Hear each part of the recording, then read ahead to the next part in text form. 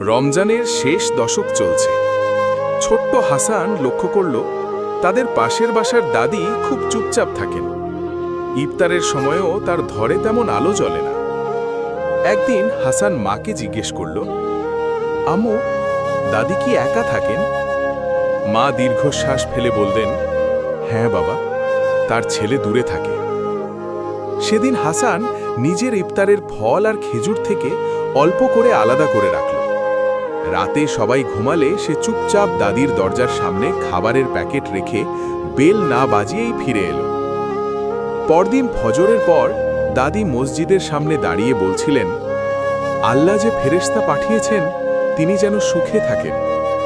হাসান দূর থেকে শুনে মুচকি হাসল। সে বুঝল আসল আনন্দ হল গোপনে ভালো কাজ করা। শিক্ষা: রমজান আমাদের শেখায় মানুষকে সাহায্য করো, কিন্তু শুধু আল্লাহর সন্তুষ্টির জন্য। চাঁদ সাদা।